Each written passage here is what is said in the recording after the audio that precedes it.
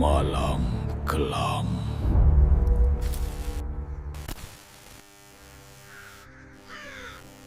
Dulu, Pak Sutrisno cuma tukang bakso keliling biasa, tidak ada yang istimewa dari penampilannya. Tubuhnya kurus, bahunya sedikit membungkuk, dan langkahnya pelan seperti orang yang sudah terlalu lama hidup dalam rutinitas yang sama. Setiap sore, sekitar jam 4, suara lonceng kecil di gerobaknya selalu terdengar lebih dulu sebelum orang-orang melihat sosoknya muncul di ujung jalan desa. Gerobak itu sudah sangat tua. Catnya mengelupas, sebagian kayunya retak, dan rodanya sering bunyi nyeret kalau didorong. Kalau hujan turun, payung besar di atas gerobak itu tidak pernah benar-benar bisa menahan air. Selalu ada tetesan yang jatuh tepat ke atas tutup panci bakso. Tapi entah kenapa, Pak Sutrisno tidak pernah terlihat keberatan.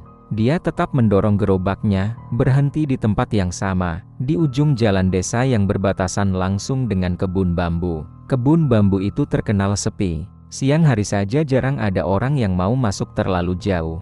Apalagi menjelang maghrib, saat angin mulai berembus dan batang-batang bambu saling bergesekan, mengeluarkan suara berdecit panjang yang bikin bulu kuduk berdiri. Tapi Pak Sutrisno selalu memilih mangkal di sana, seolah tempat itu memang sudah jadi bagiannya. Baksonya enak. Itu satu-satunya hal yang tidak pernah dibantah siapapun. Kuahnya gurih, dagingnya terasa padat, dan ada aroma khas yang susah dijelaskan. Beberapa orang bilang, rasanya bikin nagih. Sekali makan, besoknya pasti pengen beli lagi. Bahkan ada yang sengaja nungguin Pak Sutrisno lewat meski harus berdiri lama di pinggir jalan. Yang aneh, meskipun pembelinya ramai, hidup Pak Sutrisno tidak pernah kelihatan berubah. Bajunya itu-itu saja, kaos lusuh warna abu-abu, celana kain yang sudah memudar, dan sandal jepit tipis yang talinya hampir putus. Kalau musim dingin, dia cuma pakai jaket tipis yang sudah robek di bagian siku. Rumahnya juga tidak pernah berganti. Rumah papan kecil di pinggir desa, berdiri di tanah yang sedikit lebih rendah dari jalan. Kalau hujan deras, halaman rumah itu sering tergenang air. Lampunya redup, dan dari luar hampir tidak pernah terdengar suara apapun, kecuali sesekali suara batuk kering Pak Sutrisno di malam hari. Warga desa sering heran. Dengan dagangan selaris itu, seharusnya hidupnya sudah jauh lebih baik. Tapi Pak Sutrisno seperti tidak tertarik mengubah apapun. Dia tetap hidup sederhana, seolah uang bukan hal penting baginya. Namun, ada satu hal kecil yang mulai disadari warga, meski awalnya tidak terlalu diperhatikan. Pak Sutrisno jarang pulang langsung setelah maghrib. Biasanya, tukang bakso lain sudah beres-beres sebelum azan Isya. Tapi Pak Sutrisno sering masih terlihat mendorong gerobaknya jauh setelah malam turun. Kadang sampai jam 10, kadang bahkan lebih. Kalau ditanya, dia hanya tersenyum tipis dan bilang, masih ada urusan sebentar. Urusan apa? Tidak pernah ada yang tahu. Sampai suatu malam, seorang warga yang kebetulan pulang larut melihat sesuatu yang membuatnya tidak bisa tidur berhari-hari. Malam itu sepi. Jalan desa hampir kosong, lampu-lampu rumah sudah banyak yang mati. Dari kejauhan, terlihat Pak Sutrisno berjalan sendirian, bukan mendorong gerobak, tapi berjalan kaki menuju rumahnya. Bajunya kotor tanah, seperti habis jatuh atau berguling di tanah basah. Celananya penuh noda coklat kehitaman, tangannya gemetar, dan langkahnya tidak stabil. Wajahnya pucat, sangat pucat, seperti orang sakit berat. Yang paling mencolok adalah matanya, merah, bukan merah karena ngantuk, tapi merah seperti habis menangis lama, atau seperti mata orang yang baru saja menyaksikan sesuatu yang tidak seharusnya dilihat manusia. Pak Sutrisno berjalan cepat, tapi sesekali berhenti, menoleh ke belakang, seperti memastikan tidak ada yang mengikutinya. Napasnya terdengar berat. Ada suara tercekik kecil setiap kali dia menarik napas panjang. Warga itu tidak berani menyapa. Ada perasaan aneh yang menekan dadanya. Perasaan tidak enak, seperti sedang melihat seseorang yang baru saja lolos dari kematian. Keesokan harinya, kabar itu menyebar pelan-pelan. Tidak ada yang berani membesar-besarkan, tapi semua orang mulai memperhatikan Pak Sutrisno lebih saksama. Dan sejak malam itu, perubahan kecil mulai terlihat. Pak Sutrisno masih mangkal di tempat yang sama, tapi sikapnya berbeda. Dia jadi lebih pendiam, senyumnya jarang muncul. Kalau dulu masih sempat bercanda dengan anak-anak, sekarang dia lebih sering menunduk, fokus ke panci baksonya. Kadang, saat tidak ada pembeli, dia terlihat melamun. Matanya kosong, menatap ke arah kebun bambu. Bibirnya bergerak pelan, seperti sedang berbisik pada sesuatu yang tidak terlihat. Beberapa orang juga mulai menyadari bau aneh di sekitar gerobaknya pada malam-malam tertentu. Bukan bau bakso, tapi bau tanah basah bercampur amis yang tipis. Bau itu tidak selalu ada, tapi kalau muncul, rasanya membuat perut mual. Anak-anak mulai takut mendekat kalau hari sudah gelap. Mereka bilang, lonceng di gerobak Pak Sutrisno kadang berbunyi sendiri, padahal gerobaknya tidak didorong siapapun. Awalnya dianggap bercanda, tapi kejadian itu terlalu sering untuk sekadar kebetulan. Pak Sutrisno juga mulai sering pulang sangat larut. Bahkan ada yang melihat lampu rumahnya masih menyala sampai dini hari. Dari dalam rumah, terdengar suara langkah mondar-mandir. Kadang disertai suara seperti orang berbicara, tapi suaranya berat, serak, dan tidak terdengar seperti suara Pak Sutrisno. Warga mencoba menenangkan diri. Mereka bilang, mungkin Pak Sutrisno sedang banyak pikiran, mungkin sakit, mungkin punya masalah pribadi. Tidak ada yang mau berpikir ke arah yang aneh-aneh. Tapi ada satu kejadian kecil yang benar-benar membuat suasana berubah. Suatu sore, saat Pak Sutrisno sedang melayani pembeli terakhir, seekor monyet liar muncul dari kebun bambu. Ukurannya cukup besar, bulunya hitam pekat. Monyet itu berdiri di kejauhan, tidak bergerak, hanya menatap ke arah gerobak bakso. Tatapannya tidak seperti monyet biasa, diam, fokus, terlalu tenang. Pak Sutrisno berhenti bergerak. Tangannya yang sedang memegang sendok sayur bergetar hebat. Wajahnya langsung pucat. Dia menelan ludah berkali-kali, lalu menunduk dalam-dalam, seolah tidak berani menatap balik. Monyet itu bertahan beberapa detik, lalu pergi begitu saja, masuk kembali ke dalam kebun bambu. Sejak saat itu, Pak Sutrisno menutup dagangannya lebih cepat. Tidak pernah lagi sampai larut malam. Tapi anehnya, keesokan harinya, dia terlihat lebih segar, lebih bertenaga, seperti orang yang baru saja mendapatkan sesuatu yang sangat besar. Warga tidak tahu, mereka hanya bisa merasakan ada sesuatu yang berubah. Sesuatu yang tidak kelihatan, tapi terasa. Dan tanpa mereka sadari, malam ketika Pak Sutrisno pulang dengan baju penuh tanah dan mata merah itu, bukanlah akhir dari sesuatu. Itu adalah awal. Dalam waktu setahun, hidup Pak Sutrisno benar-benar naik drastis. Sampai-sampai warga desa sering saling pandang kalau membicarakan namanya. Perubahannya terlalu cepat untuk ukuran orang yang puluhan tahun hidup pas-pasan. Gerobak reyot yang dulu setiap sore berbunyi nyeret itu tiba-tiba menghilang.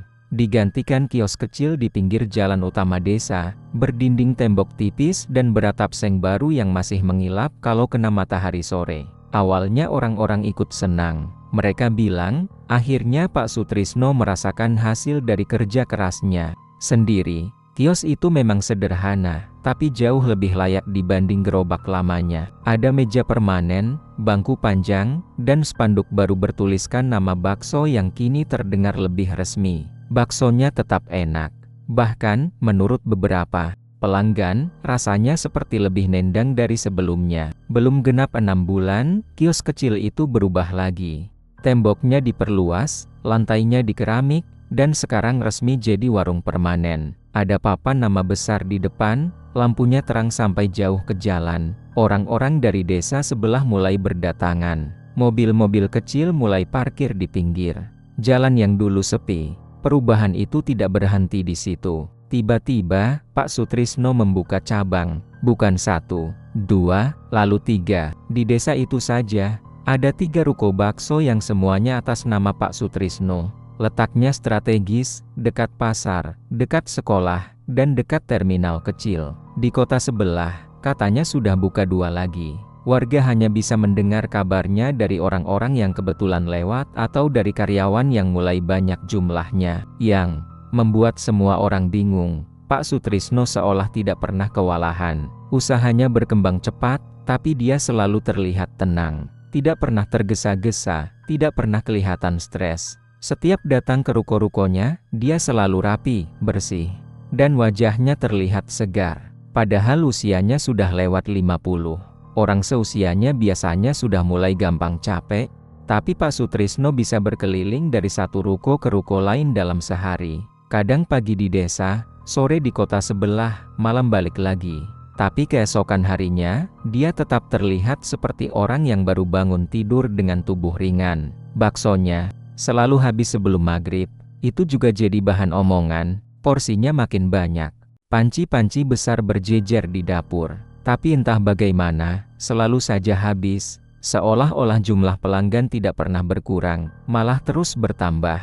Bahkan di hari hujan sekalipun, warung-warung baksonya tetap ramai. Ada yang bilang, rasa baksonya bikin orang lupa kenyang. Ada juga yang bercanda, ini bakso apa mantra? Semua tertawa, tapi tawa itu sering berhenti mendadak, karena entah kenapa candaan itu terasa terlalu dekat dengan kenyataan. Pak Sutrisno mulai merekrut banyak karyawan, anak-anak muda dari desa sekitar. Ada yang lulusan SMA, ada yang putus sekolah, ada juga yang sekadar butuh kerja cepat.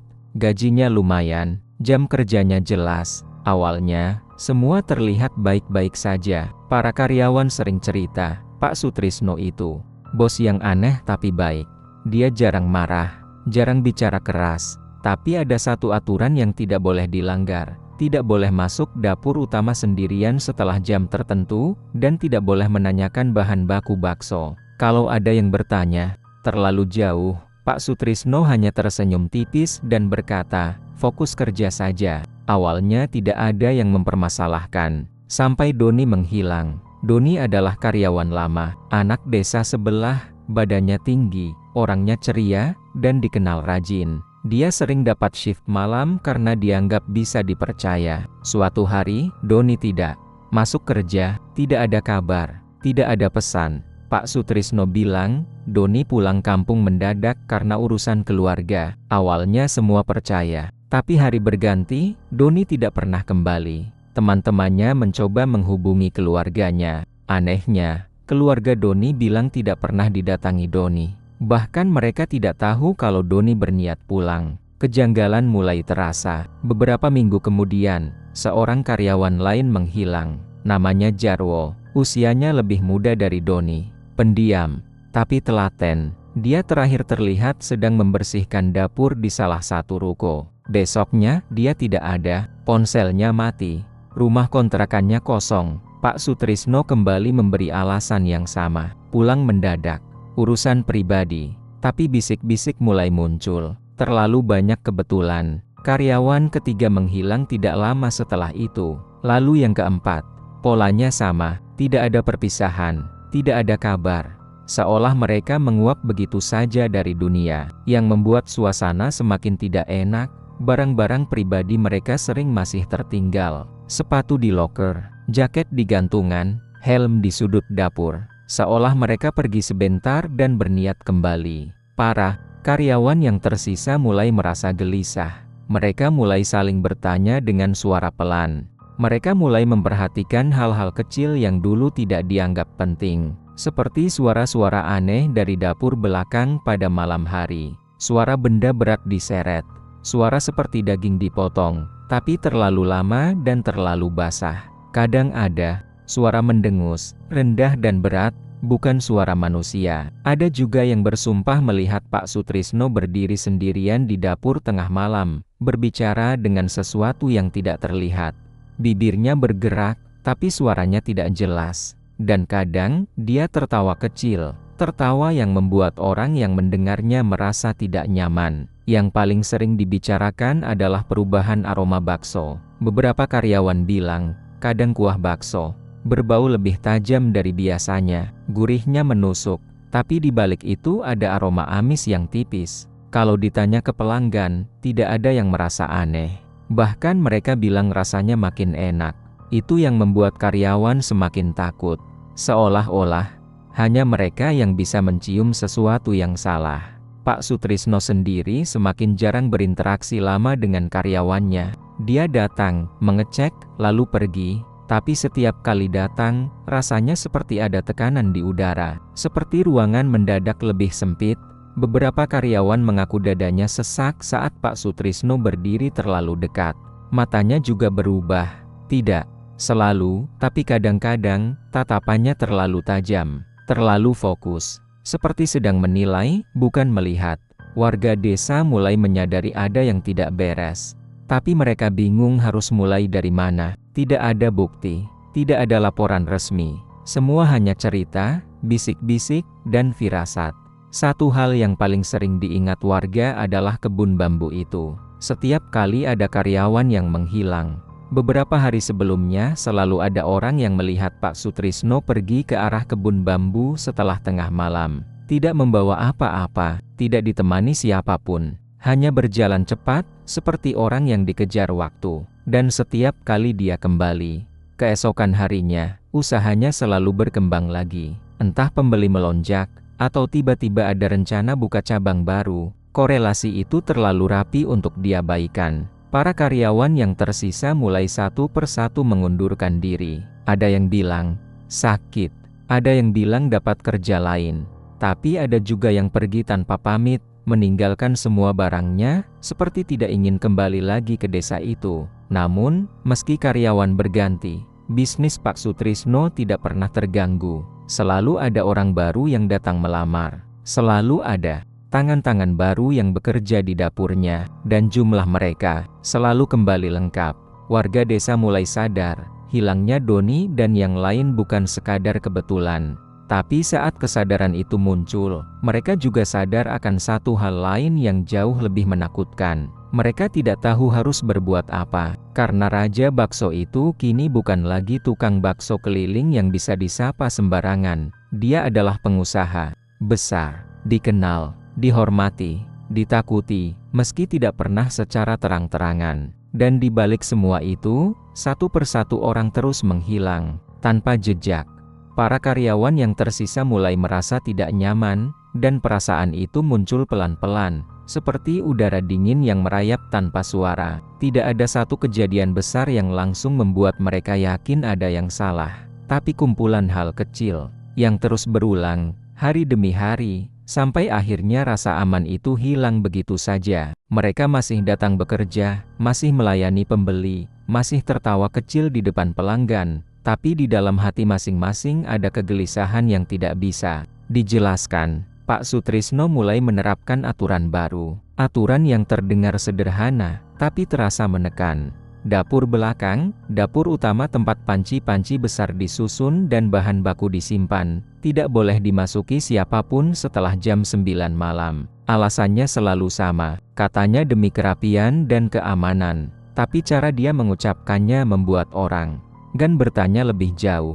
Nadanya datar, matanya menatap lurus, dan senyumnya tidak pernah sampai ke mata. Kalau ada yang nekat melanggar, hukumannya tegas. Besoknya langsung dipecat. Tidak ada peringatan, tidak ada penjelasan panjang. Orang itu hanya diminta mengambil barangnya dan pergi. Anehnya, beberapa karyawan yang dipecat itu juga tidak pernah terdengar kabarnya lagi. Mereka tidak kembali ke desa, tidak terlihat bekerja di tempat lain, seolah menghilang dari peredaran. Suasana kerja berubah. Jam 9 malam terasa seperti batas yang tidak terlihat tapi sangat nyata. Menjelang jam itu, karyawan akan saling mengingatkan. Ada yang sengaja mempercepat pekerjaan, ada yang memilih tidak banyak bergerak. Dapur depan tetap sibuk, tapi dapur belakang seperti area terlarang. Lampunya tetap menyala, pintunya tertutup rapat, dan dari baliknya kadang terdengar suara yang tidak jelas asalnya. Raka datang sebagai karyawan baru di tengah suasana seperti itu. Anak muda, sekitar 23 tahun, badannya sedang, wajahnya masih menyimpan rasa penasaran khas orang yang belum terlalu lama mengenal dunia kerja. Dia berasal dari desa agak jauh, belum banyak dengar cerita soal Pak Sutrisno atau karyawan yang menghilang. Yang dia tahu, tempat ini gajinya lumayan dan katanya usahanya ramai. Di minggu pertama, Raka merasa semua baik-baik saja. Pekerjaannya jelas, rekan kerjanya ramah, meski terlihat sedikit tertutup. Mereka sering saling pandang kalau jam sudah mendekati malam, tapi tidak pernah benar-benar menjelaskan kenapa. Raka mengira itu hanya kebiasaan. Sampai suatu malam, dia dapat shift agak larut. Hari itu warung ramai. Panci bakso cepat kosong dan harus diisi ulang berkali-kali. Raka kebagian tugas membersihkan area depan dan membantu di dapur. Jam menunjukkan lewat sedikit dari jam 9 malam ketika suasana mulai sepi. Pelanggan terakhir baru saja pergi. Lampu masih terang, tapi suara di dalam ruko terasa menggema karena mendadak sunyi. Raka sedang menyapu lantai ketika dia mencium bau yang aneh. Bukan bau bakso, bukan bau kuah, tapi bau amis yang menyengat, seperti darah yang lama terkena udara, bercampur dengan bau tanah basah. Bau itu datang dari arah dapur belakang. Raka berhenti menyapu. Dia mengerutkan dahi, mengira mungkin ada bahan makanan yang basi. Saat itulah dia mendengar suara itu. Suara cakaran, pelan tapi jelas. Seperti kuku panjang yang digesekkan ke permukaan keras. Disusul suara lain, lebih dalam, seperti dengusan tertahan. Raka menelan ludah. Jantungnya berdebar cepat. Dia teringat aturan Pak Sutrisno. Tapi rasa penasaran mengalahkan rasa takutnya. Dengan langkah pelan, Raka mendekati pintu dapur belakang. Pintu itu tidak terkunci, hanya ditutup rapat. Dari celah kecil di antara pintu dan kusen, cahaya lampu di dalam terlihat samar. Raka mengintip. Di dalam, Pak Sutrisno berdiri membelakangi pintu. Tubuhnya tegak, tangannya tergantung di samping badan. Dia menghadap tembok, seolah sedang berdoa atau berbicara dengan sesuatu. Tapi yang membuat Raka merasa darahnya seperti membeku adalah sosok di depan Pak Sutrisno. Bayangan hitam berbulu, makhluk. Itu jongkok. Tubuhnya besar, lebih besar dari manusia. Bulunya hitam pekat, seperti menyerap cahaya. Matanya merah menyala, menatap ke bawah. Mulutnya bergerak-gerak, mengunyah sesuatu dengan lahap. Bunyinya basah, seperti daging diremas-remas. Di dalam mulut, ada suara tulang kecil yang patah, lalu bunyi seperti sesuatu ditelan dengan paksa. Bau amis itu semakin kuat, membuat Raka hampir muntah. Kaki Raka gemetar. Tangannya refleks menutup mulutnya sendiri agar tidak bersuara. Dia merasa seperti sedang melihat sesuatu yang tidak seharusnya dilihat manusia. Sesuatu yang kalau dilihat, tidak akan membiarkan orang itu pergi dengan utuh. Tiba-tiba, makhluk itu berhenti mengunyah. Kepalanya perlahan terangkat. Mata merahnya bergerak, mencari. Bukan ke arah pintu, tapi seolah menembus tembok, seolah tahu ada seseorang di luar sana. Pak Sutrisno tidak bergerak, tapi bahunya naik turun, seperti sedang menahan napas. Raka tidak menunggu lebih lama. Dia mundur, lalu berbalik dan lari. Langkahnya terburu-buru, hampir jatuh beberapa kali. Dia tidak peduli suara sepatunya, tidak peduli sapu yang terjatuh. Yang ada di pikirannya hanya satu, keluar dari tempat itu secepat mungkin. Dia berlari menembus pintu depan ruko, ke jalan yang gelap, tanpa menoleh lagi ke belakang. Malam itu, Raka tidak pulang ke tempat tinggalnya. Dia langsung menuju rumah temannya di desa lain. Sepanjang perjalanan, bayangan mata merah itu terus muncul di kepalanya. Setiap kali dia memejamkan mata, suara kunyahan basah itu kembali terdengar. Besok paginya, Raka tidak masuk kerja, teleponnya tidak bisa dihubungi, pesan tidak dibalas. Temannya yang dia datangi malam itu bilang, Raka pergi subuh-subuh dengan wajah pucat dan mata cekung. Katanya mau pulang kampung sebentar. Tapi Raka tidak pernah sampai. Hari berganti hari. Nama Raka tidak pernah muncul lagi. Tidak ada yang melihatnya di desa. Tidak ada yang mendengar kabarnya. Seolah dia tidak pernah ada. Para karyawan yang tersisa semakin ketakutan. Mereka tahu Raka bukan tipe orang yang suka mengada-ada. Dan cara dia menghilang terlalu mirip dengan yang lain. Tanpa perpisahan, tanpa jejak. Pak Sutrisno tetap datang bekerja seperti biasa, tidak pernah menyinggung soal Raka, tidak pernah bertanya, tidak pernah terlihat terganggu. Bahkan, di hari Raka dinyatakan tidak masuk, Pak Sutrisno terlihat lebih ceria dari biasanya. Langkahnya ringan, senyumnya lebih sering muncul. Sejak malam itu, suara-suara dari dapur belakang semakin sering terdengar. Tidak selalu jelas, tapi cukup untuk membuat karyawan saling pandang dengan wajah tegang. Tidak ada yang berani mendekat. Bahkan lewat di depan pintunya saja, dada mereka terasa sesak. Bau amis itu juga semakin sering muncul, terutama saat mendekati tengah malam. Pelanggan tidak pernah mengeluh. Mereka tetap makan dengan lahap. Tapi karyawan tahu, bau itu bukan bau makanan. Beberapa dari mereka mulai mengalami mimpi buruk. Mimpi tentang hutan gelap, tentang mata merah yang mengintai dari balik pepohonan, tentang suara kunyahan yang tidak pernah berhenti. Ada yang bangun dengan keringat dingin, ada yang muntah tanpa sebab. Namun, tidak ada yang berani berhenti bekerja. Begitu saja, mereka butuh uang, mereka takut. Dan entah kenapa, ada perasaan aneh yang menahan mereka, seperti sesuatu yang tidak terlihat sedang mengikat langkah mereka di tempat itu. Sejak Raka menghilang, dapur belakang terasa semakin hidup. Dan, semua orang tahu, cepat atau lambat, akan ada yang menyusul. Warga mulai curiga, tapi kecurigaan itu tidak langsung muncul sebagai tuduhan. Awalnya hanya perasaan tidak enak yang dibagi pelan-pelan, dibicarakan dengan suara diturunkan, biasanya setelah maghrib atau saat duduk di teras rumah sambil menunggu.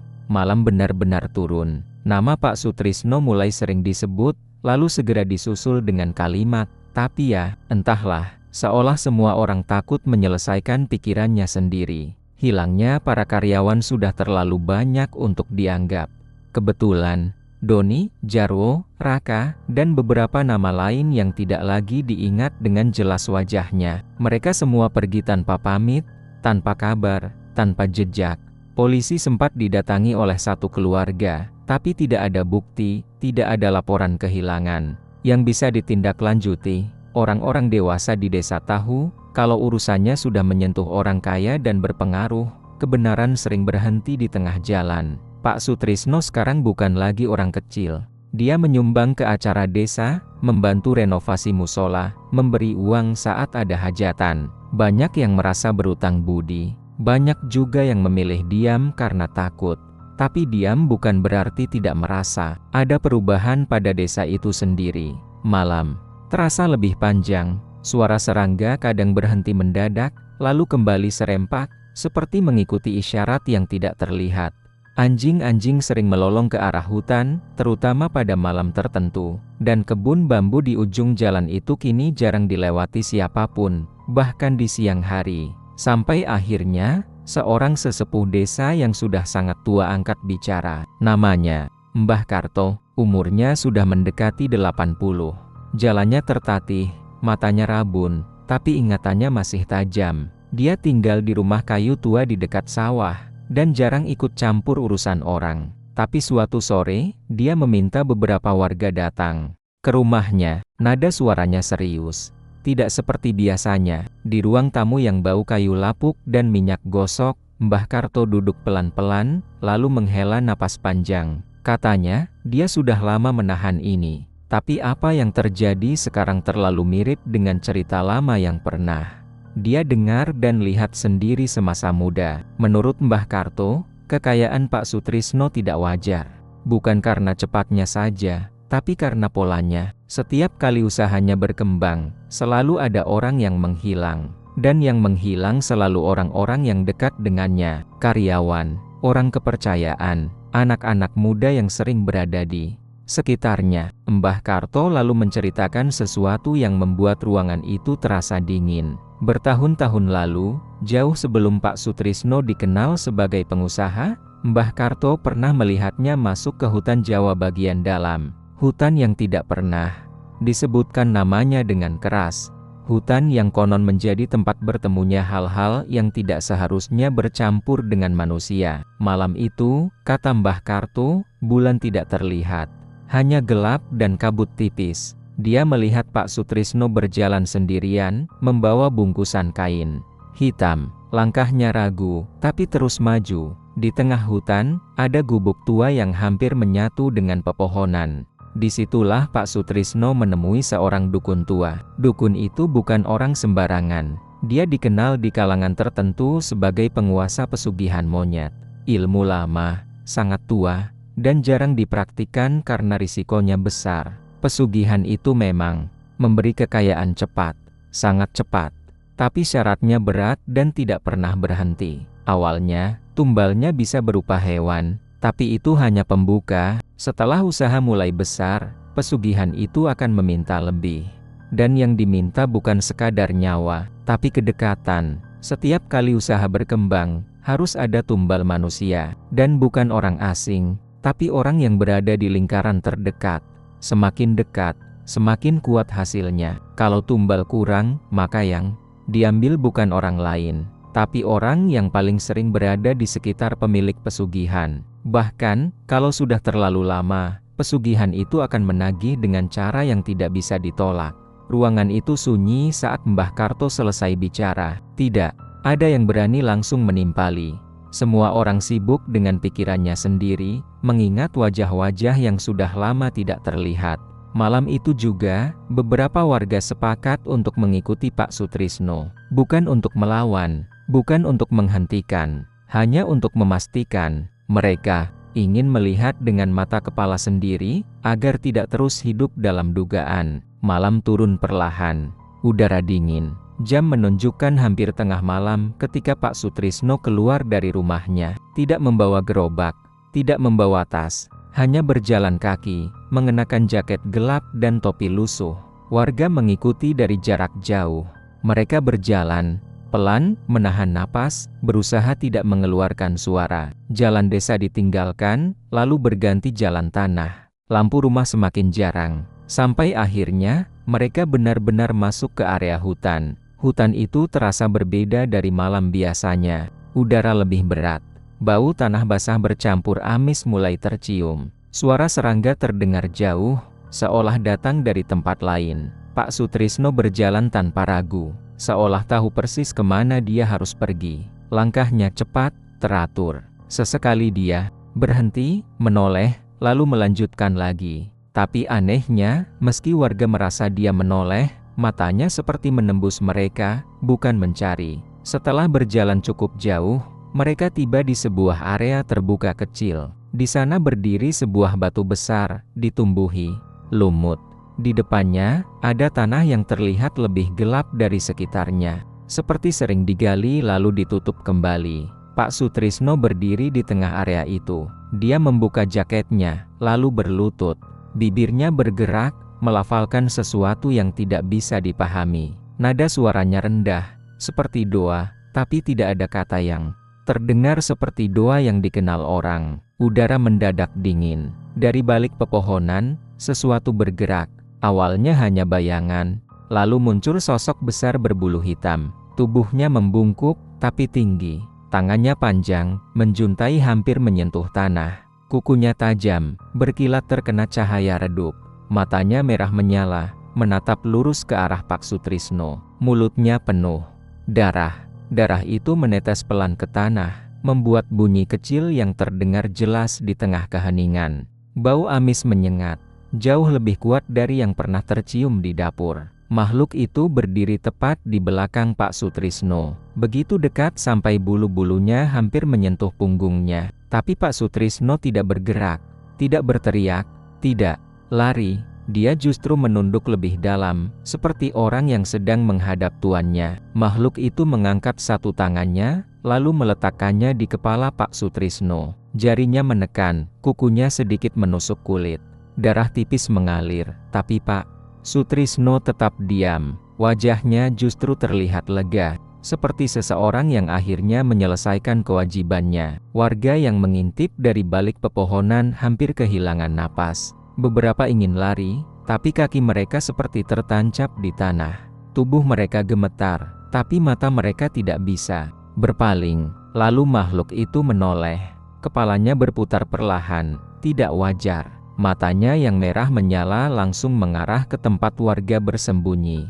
Tidak satu persatu, tapi sekaligus, seolah dia sudah tahu sejak awal mereka ada di sana. Dan makhluk itu tersenyum. Senyumnya lebar, terlalu lebar. Giginya terlihat tajam dan berlumuran darah segar. Dari mulutnya terdengar dengusan rendah, seperti tawa yang ditahan. Beberapa warga langsung jatuh terduduk. Ada yang menutup mulutnya agar tidak menjerit. Ada yang menangis tanpa suara. Dan di tengah semua itu, Pak Sutrisno perlahan berdiri. Wajahnya tidak lagi seperti manusia yang mereka kenal. Matanya kosong, tapi di sudut bibirnya ada senyum tipis. Senyum orang yang tahu, tapi tidak peduli. Makhluk berbulu hitam itu mundur ke balik pepohonan, tapi tatapannya masih terasa, bahkan setelah bayangannya menghilang. Hutan kembali sunyi, tapi sunyi yang salah, sunyi yang menekan. Warga tidak menunggu lebih lama. Mereka mundur perlahan, lalu berlari secepat yang mereka bisa. Tidak ada yang berbicara, tidak ada yang menoleh ke belakang. Malam itu, kebenaran akhirnya terlihat. Dan sejak saat itu, satu hal menjadi jelas bagi semua orang. Yang mereka hadapi, bukan sekadar pengusaha bakso kaya raya, tapi seseorang yang sudah menyerahkan dirinya pada sesuatu yang tidak akan pernah melepaskannya. Keesokan harinya, suasana desa terasa berbeda sejak matahari belum benar-benar naik. Tidak ada suara kompor dari ruko bakso di pinggir jalan.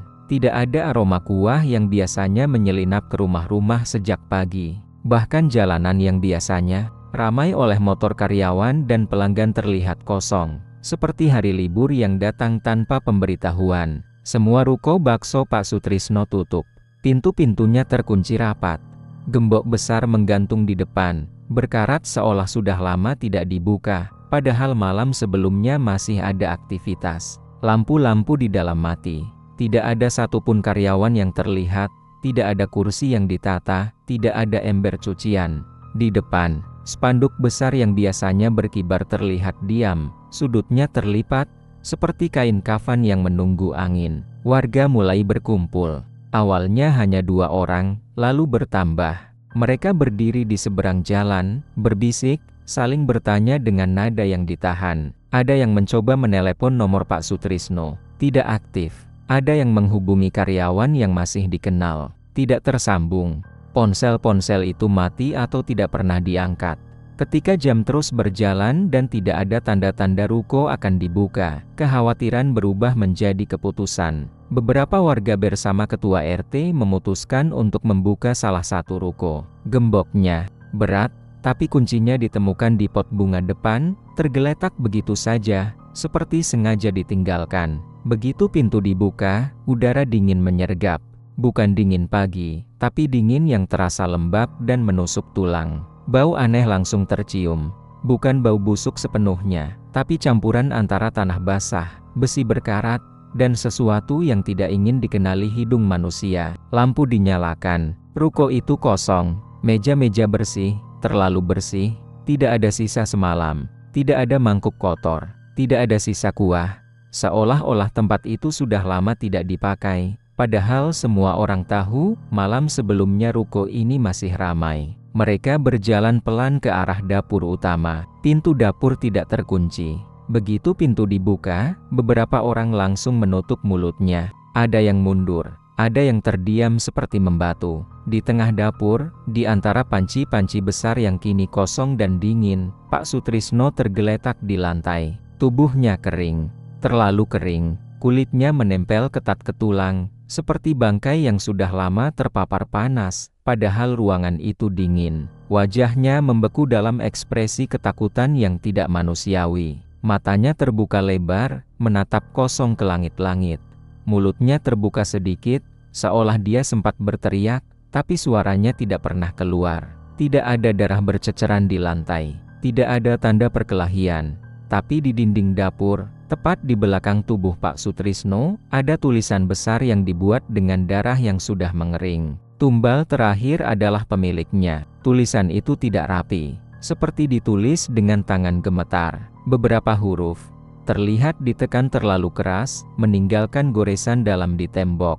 Darahnya berwarna gelap, hampir hitam. Tidak ada yang berani mendekat lama-lama. Beberapa warga langsung keluar dan muntah. Ada yang menangis, ada yang terduduk lemas di lantai depan. Polisi dipanggil, tapi ketika mereka datang, tidak banyak yang bisa dilakukan. Tidak ada saksi, tidak ada tanda kekerasan yang jelas.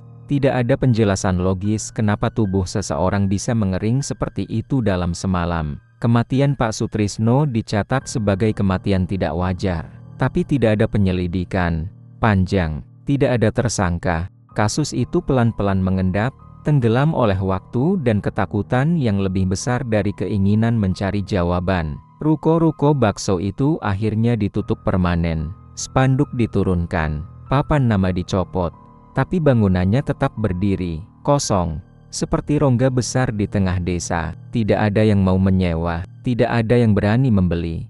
Bahkan anak-anak tidak berani bermain di dekatnya. Namun, cerita tidak berhenti di situ. Beberapa minggu setelah kematian Pak Sutrisno, warga mulai mendengar suara-suara aneh di malam hari. Awalnya samar, seperti bunyi keramik disentuh pelan, seperti mangkuk yang saling bersenggolan tertiup angin. Tapi suara itu datang dari dalam ruko yang terkunci. Pada malam-malam tertentu, terutama saat udara terasa lebih dingin dari biasanya, suara itu terdengar jelas. Bunyi mangkuk beradu, bunyi sendok, logam menyentuh porselen, disusul suara langkah kecil, cepat, dengan irama yang tidak seperti langkah manusia. Langkah itu terdengar bercakar. Beberapa warga yang nekat mendekat bersumpah melihat bayangan kecil bergerak di balik kaca ruko.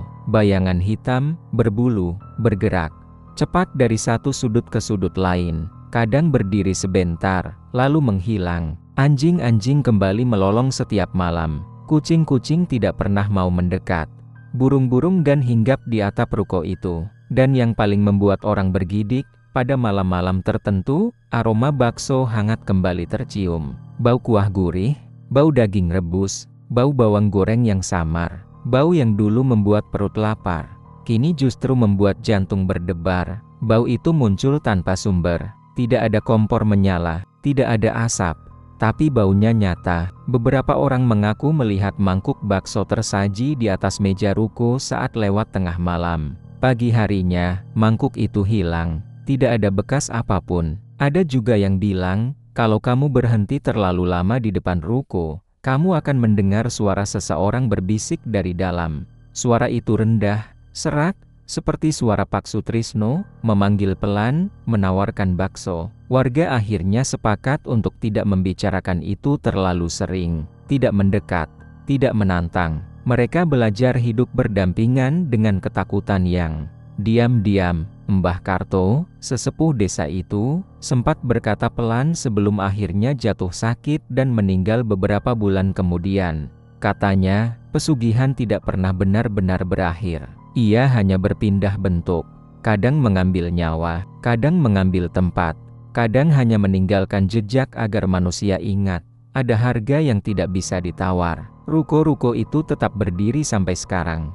Catnya mulai pudar, kacanya berdebu, tapi pintunya tetap tertutup rapat, seolah menjaga sesuatu di dalamnya. Dan kalau suatu malam kamu lewat desa itu, sendirian, dengan jalanan sepi dan lampu redup, lalu tiba-tiba mencium bau bakso hangat yang sangat menggoda, ingat satu hal, jangan berhenti, jangan menoleh, dan jangan pernah berpikir untuk mengetuk pintu ruko itu. Karena Raja Bakso itu, katanya, masih berjualan, dan tidak semua pelanggan akan pulang dengan utuh.